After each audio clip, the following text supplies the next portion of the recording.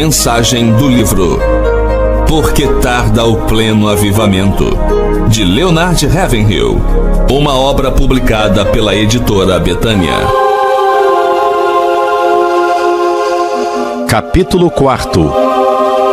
Onde estão os Elias de Deus?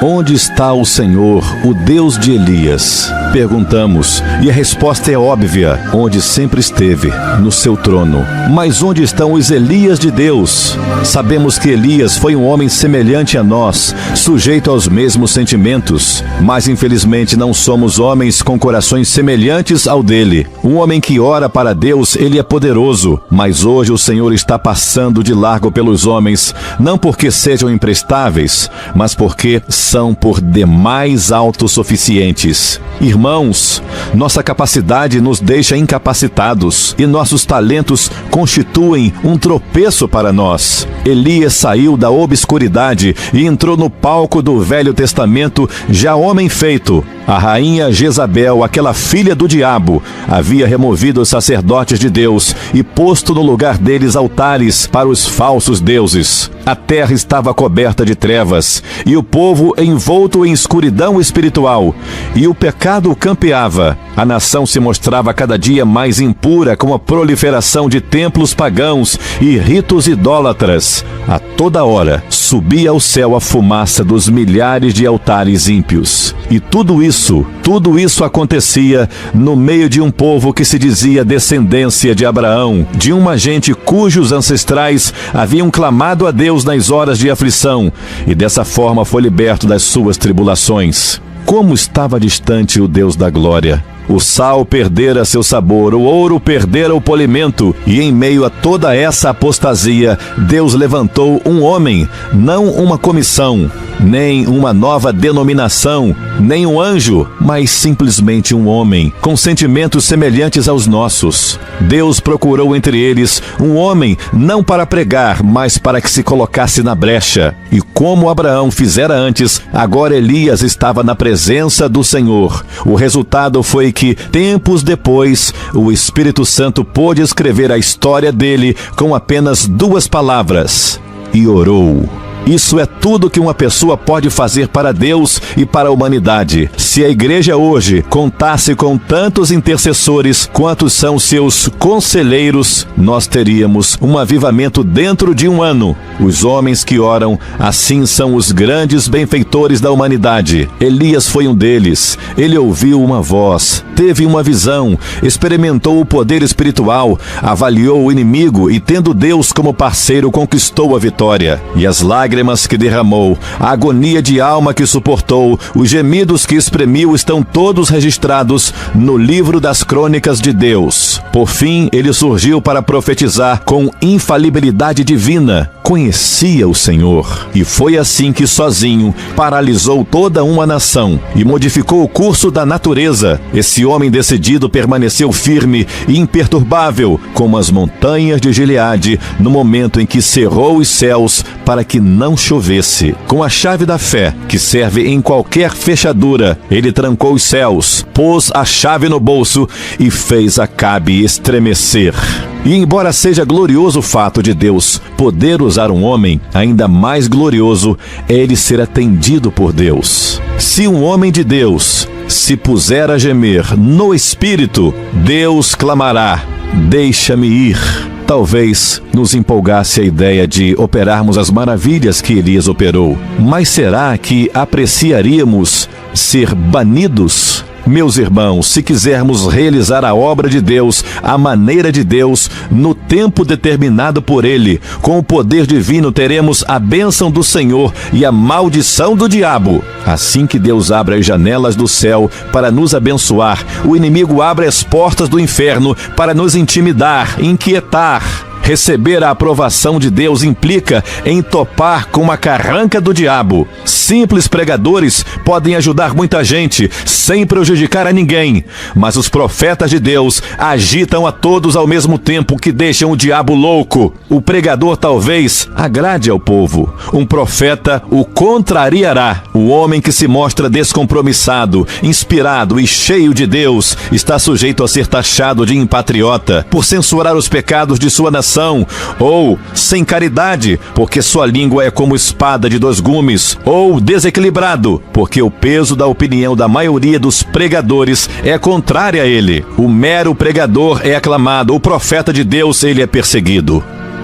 Irmãos, pregadores, nós apreciamos imensamente os grandes santos de Deus do passado, os nossos missionários, mártires, reformadores, como Lutero, John Bunyan, Wesley e outros. Nós escrevemos as biografias deles, reverenciamos os seus feitos, nós elogiamos, erguemos-lhes memoriais. Fazemos qualquer coisa menos imitá-los. Apreciamos o sangue que eles derramaram, mas não deixamos que se derrame nem uma gota do nosso próprio sangue. João Batista conseguiu ficar 6 meses solto. Em nossos dias, numa de nossas cidades, nem ele nem Elias teriam vivido 1 mês apenas. Teriam sido presos antes disso, lançados numa prisão ou num hospital de doentes mentais, acusados de julgarem os outros e de não abrandarem um pouco a sua mensagem. Nossos evangelistas de hoje estão de olhos abertos contra o comunismo, mas não dizem uma palavra contra os outros ismos que inundam o país e o mundo.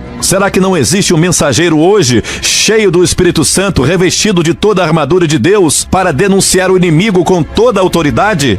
Meus irmãos, somente a oração poderá manter acesa a chama de nosso coração e conservar nossos olhos fixos na visão. Esse Elias que tinha um vulcão no coração e uma voz de trovão surgiu no cenário do reino justo, numa época bem parecida com essa que nós estamos vivendo. As dificuldades com que se depara o evangelismo mundial são incontáveis. Mas isso só serve para estimular os mais decididos. Vês rios que parecem intransponíveis? Vês montanhas nas quais não se podem abrir túneis? Deus se especializa em realizar o que julgamos impossível e pode realizar o que nenhum outro pode e consegue. O preço é elevado. Deus não quer ser apenas o nosso sócio, quer ser o nosso proprietário. Elias viveu com Deus. Ele via o pecado da nação como Deus via. Entristecia-se por causa dele. Do modo como Deus se entristecia, repreendeu o pecado. Do modo como Deus repreendia, era fervoroso em suas orações e ardoroso em denunciar os males do povo. Sua pregação nada tinha de brandura, era repassada de fervor e suas palavras abrasavam o coração das pessoas como um metal incandescente que lhes queimaria a pele. Mas o Senhor firma os passos do homem bom e no seu caminho se compraz. Salmo 37, 23. E então Deus orientou Elias. Primeiro disse-lhe: esconde-te. Depois, vai, apresenta-te. Seria errado esconder-nos quando deveríamos estar repreendendo reis em nome do Senhor, assim como seria errado pregar quando o Espírito nos conclama a esperar no Senhor? Precisamos aprender a mesma lição que Davi. Somente em Deus, ó minha alma, espera silenciosa. Salmo 62, 5. Qual de nós teria coragem de pedir a Deus para remover todas as suas muletas? Os caminhos de Deus não são os nossos caminhos. Os caminhos dele são inescrutáveis, mas ele os revela a nós pelo seu Santo Espírito. O Senhor mandou que Elias fosse para Querite e depois para Sarepta, para que o hospedasse num hotel de luxo?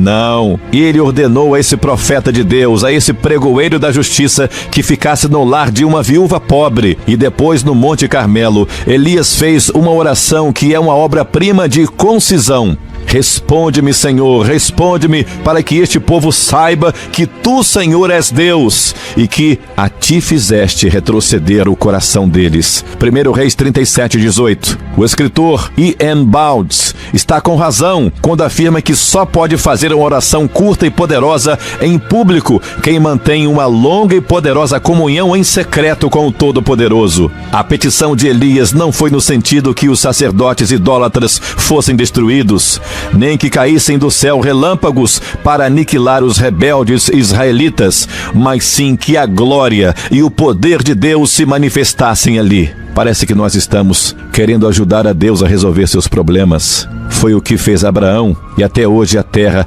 é amaldiçoada por essa loucura dele com a presença de Ismael. Elias não fez o mesmo. Ele procurou dificultar as coisas ao máximo para Deus. Queria fogo do céu, mas ensopou o holocausto de água. Deus gosta de ver uma oração assim, com tal audácia. Pede-me e eu te darei as nações por herança e as extremidades da terra por sua possessão. Salmo 2, versículo 8. Oh, meus irmãos, pastores, ministros, nossas orações, em grande parte, não passam de conselhos que estamos tentando dar para Deus. Elas são caracterizadas pelo egoísmo, pois nossas petições são em nosso favor ou de nossas denominações. Que Deus corrija isso em nós. Nossa meta deve ser apenas Deus. É sua honra que está sendo vituperada, é o seu bendito Filho quem está sendo ignorado, suas leis que estão sendo transgredidas, seu nome profanado, seu livro esquecido, sua casa está se tornando